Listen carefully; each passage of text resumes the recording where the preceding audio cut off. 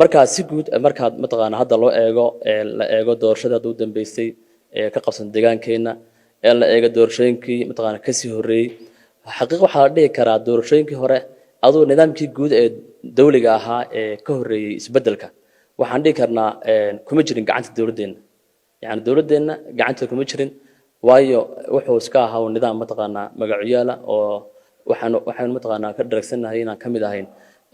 deegaanada mataqaana agaarka loo yaqaano taas waxay meesha ka saaraysay ama ay doosiyay dhamaan xuquuqihii mataqaana kala duwanaa ee deegaankeena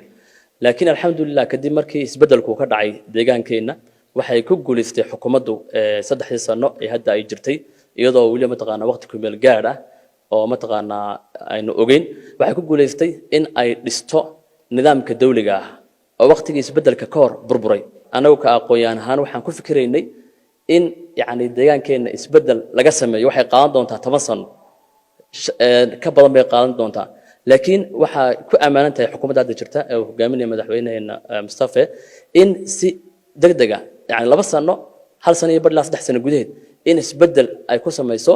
oo lagu soo celiyo laguna dhiso nidaamkii guud ee dawliga ah nidaamkani wuxuu ka duwan yahay xitaa qaabkii dawladdu u xushay 3 sano ka hor 3 sano ka hor nidaam isbedela oo curdan u ahaa dawladnimo dhulka laga soo qaadayay oo lama taqaana la korinayay dadka lahaa yaa idin matali kara laakiin hadda systemka hadda cusub waxa uu sahlay in xukuumaddu iyada oo ma taqaana si practical oo ficiliyana u aragtay mas'uul kasta ay wax qabadkiisa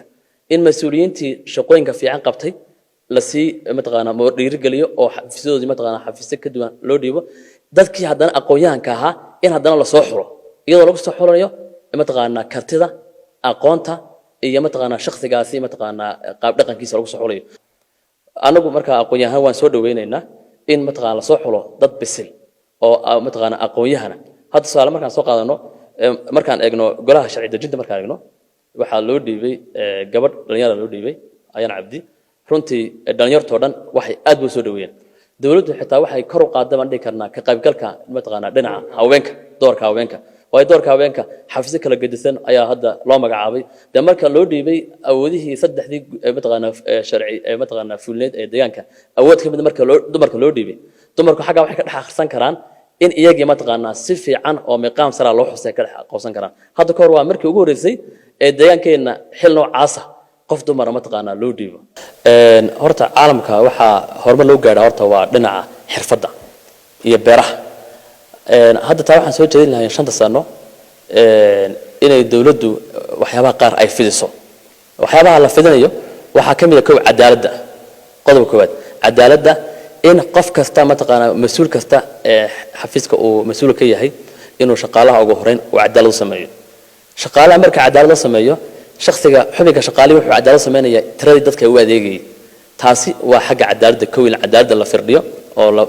la ma taqaana la baahiyo qodobka labaad dhinaca ma taqaana beeraha in dawladdu hadda waan ognahay webiyo badan baa deegaankeena mara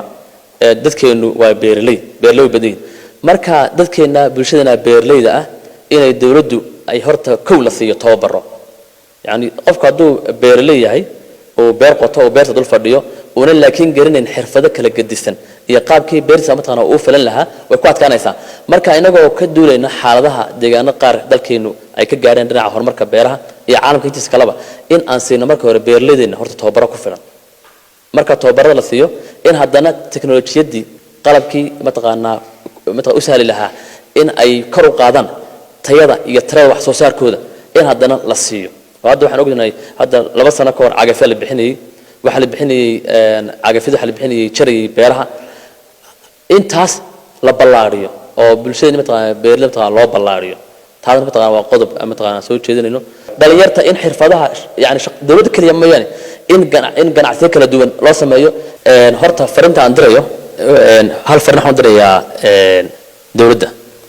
dawladda waxaan leeyahay hogaaminta dawladdeena taariikhda ma taqaana soo maray dalkeena Ethiopia laga bilaabo 1990 oo waqtigii kalitaliskii mingista xal maryan afka dhulka ciid loo daray laga soo bilaabo ilaa maanta yani hogaaminta deegaankeenu waa dad gooljoog bay hayaan wixii dhibaatadii shalay ina soo martay deegaankeena waan garanaynaa marka si aan uga meeranno dhibaatadii shalay ina soo martay si aan uga meeranno oo uga meedhalino isbedel shacabku iyo mataqaana shacabka qaybiska kala duwan ay u sameeyeen waa in dawladdu mataqaana waxaan dawladda kula talinaa in mataqaana jihada maanta la qaaday yani in laga sii ballaadhiyo oo dhinac horumar xagga horumarka maamulka suuban in shacabka si loo gaarsiin lahaa gaar ahaan shaqaalaha dawladda in dawladdu mataqaana ay kobciso shacabka waxaan dhihi lahaa xagga midnimada shacabka waxaan dhihi lahaa shacabow maanta waxa Soomaali iyo bulshada xagga aragtay horta waa aragtida qabiilka weeyaan haddii maanta qabyaaladda aan ka bixi weyno dee beri ka maalin jiilka dambe waxaan horseedaynaa qabyaalad baan horseedaynaa